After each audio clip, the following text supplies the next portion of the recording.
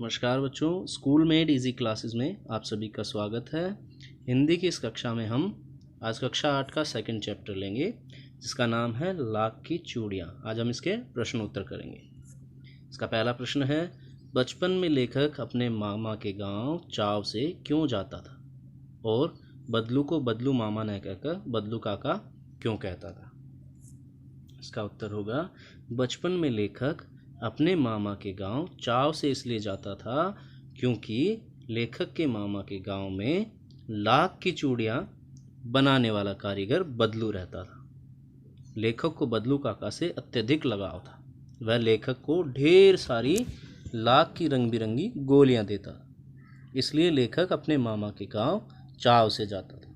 गांव के सभी लोग बदलू को बदलू काका कहकर बुलाते थे, इसी कारण लेखक भी उन्हें बदलू मामा न कहकर बदलू काका कहता। तो इसमें यह बताया गया है कि जब लेखक गांव जाता था अपने मामा के, उसका एक कारण था कि वह वहाँ पर बदलू काका से मिलने जाता था। यानी जो बदलू काका थे वह लाख की चूड़ियाँ बनाने का काम करते थे और लेखक को उनसे अत्यधिक लगाव था, यानी उन्हें बहुत ज़्यादा प्यार करते थे। उसका कारण क्या था? क्योंकि वह उसे लाख की रंग बिरंगी गोलियाँ बना कर देता था जो सभी बच्चों का मन मोह लेती थी। उसी चाव में वह बार बार मामा के गांव जाते थे। मामा के गांव में बदलू को बदलू काका बुलाते थे सभी के लोग, यानी बच्चे बूढ़े सभी उसे बदलू काका के नाम से ही जानते थे। तो लेखक भी बदलू मामा न कहकर उन्हें बदलू काका ही कहता था। अगला प्रश्न है, वस्तु विनिमय क्या है? विनिमय की प्रचलित पद्धति क्या है? यानी वस्तु विनिमय किसे कहते हैं, इसका क्या तात्पर्य है और वर्तमान में विनिमय की क्या प्रचलित पद्धति है? विनिमय यानी खरीद फरोख्त, यानी हम कुछ सामान खरीदते बेचते हैं तो उसके लिए क्या करते हैं, कैसे खरीदते हैं, कैसे बेचते हैं। इसका उत्तर है, वस्तु विनिमय एक पुरानी व्यापार पद्धति है जिसमें वस्तु के बदले वस्तु दी जाती है। पुराने समय में वस्तु के बदले पैसे का लेन देन नहीं होता था।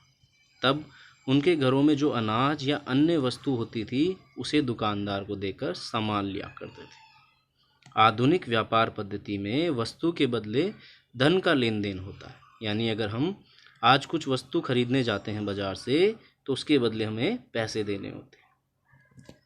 यानी कि जो वस्तु विनिमय है उसका अर्थ ये होता है बच्चों कि हम वस्तु के बदले कोई सामान लेते हैं या वस्तु लेते थे। ये पुराने ज़माने की खरीद फरोख्त की तरीका था।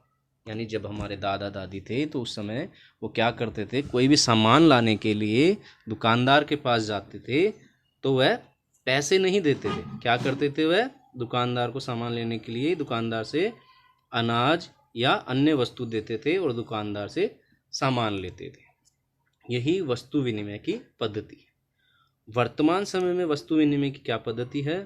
वर्तमान समय में विनिमय की ये पद्धति है कि धन का लेन देन होता है।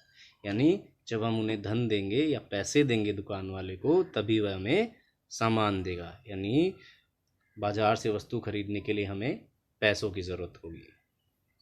इसका अगला प्रश्न है, मशीनी युग ने कितने हाथ काट दिए?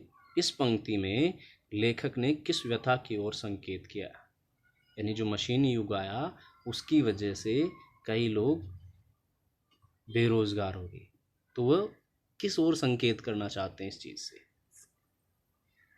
लेखक ने इस पंक्ति में उन कारीगरों की तरफ संकेत किया है जो हाथ से बनी वस्तुओं से अपना जीवन यापन करते हैं। आज के मशीनी युग ने उन कारीगरों के हाथ काटकर मानो उनकी रोटी ही छीन ली।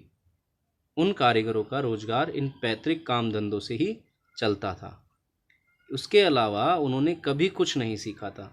वे पीढ़ी दर पीढ़ी अपनी इस कला को बढ़ाते चले आ रहे हैं और साथ में रोजी रोटी भी चला रहे हैं। परंतु मशीनी युग ने जहां उनकी रोजी रोटी पर वार किया है, वहीं दूसरी ओर इन बेशकीमती कलाओं का भी अंत किया है।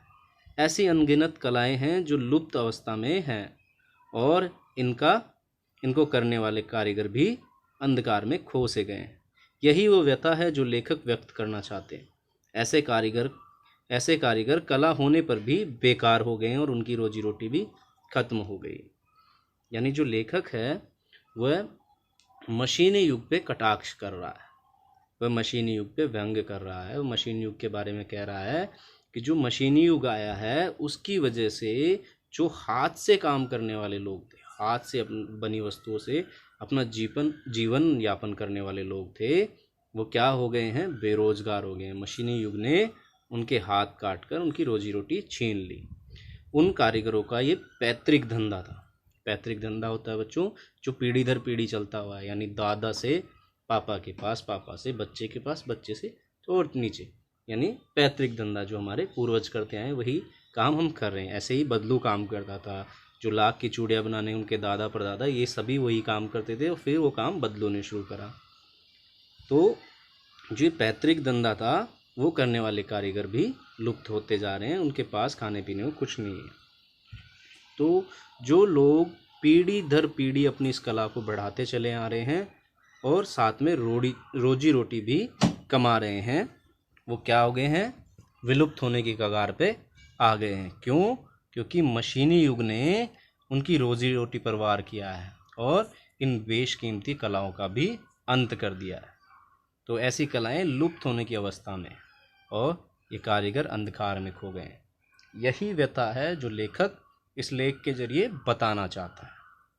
अब अगला प्रश्न करेंगे, बदलू के मन में ऐसी कौन सी व्यथा थी जो लेखक से छुपी न रह सकी? इसका उत्तर होगा, बदलू लाख की चूड़ियाँ बेचा करता था, परंतु जैसे जैसे कांच की चूड़ियों का प्रचलन बढ़ता गया उसका व्यवसाय ठप पड़ने लगा। अपने व्यवसाय की यह दुर्दशा बदलू को मन ही मन कचोटती थी। बदलू के मन में इस बात की व्यथा थी कि मशीनी युग के प्रभाव स्वरूप उस जैसे अनेक कारीगरों को बेरोजगारी और उपेक्षा का शिकार होना पड़ा है। अब लोग कारीगरी की कदर न करके दिखावटी चमक पर अधिक ध्यान देते हैं। बदलू की यही व्यथा लेखक से छुपी न रह सकी। यानी जो बदलू था वह मन ही मन कुंठित होता जा रहा था। क्यों? क्योंकि वह चूड़ियाँ बेचता था लाख की, लेकिन धीरे धीरे कांच की चूड़ियों का प्रचलन बढ़ गया और उसका व्यवसाय ठप पड़ गया। अपने व्यवसाय की यह दुर्दशा देख बदलू मन मन कचोटता रहता था। किस चीज़ को? मशीनी युग को। अब मशीनी युग की वजह से अनेक कारीगर बेरोजगार हो गए और उपेक्षा का शिकार भी होने लगे थे। अब लोग क्या करने लगे हैं, कारीगरी की कदर नहीं करते, वह दिखावटी चमक पर अधिक ध्यान देते हैं। इसी वजह से बदलू मशीनी युग को कटोचता है और यही व्यथा लेखक ने भाप ली, वह छुपी न रह सकी लेखक की नज़रों से। अगला प्रश्न है, मशीनी युग से बदलू के जीवन में क्या क्या बदलाव आए? यानी मशीनी युग जब आया तो उसने बदलू के जीवन में क्या क्या परिवर्तन लाए? इसका उत्तर होगा, मशीनी युग से बदलू के जीवन में यह बदलाव आया कि बदलू का व्यवसाय बंद हो गया, वह बेरोजगार हो गया, काम न करने से उसका शरीर भी ढल गया, उसके हाथों माथे पर नसें उभर आई, वह बीमार रहने लगा। यानी जब मशीनी युग आया तो वह बदलू के जीवन में बहुत सारे परिवर्तन लाया। उसका व्यवसाय बंद हो गया, वह बेरोजगार हो गया और काम न करने से उसका शरीर भी ढीला पड़ गया, उसके हाथों पर माथे पर नसें उभर आई, बुढ़ापा झलकने लगा और वह बीमार होने लगा। ठीक है बच्चों, तो आज हमने इसके क्वेश्चन आंसर कंप्लीट कर लिए हैं। आप इन सभी को कॉपी में नोट डाउन करो और याद करो। थैंक यू बच्चों।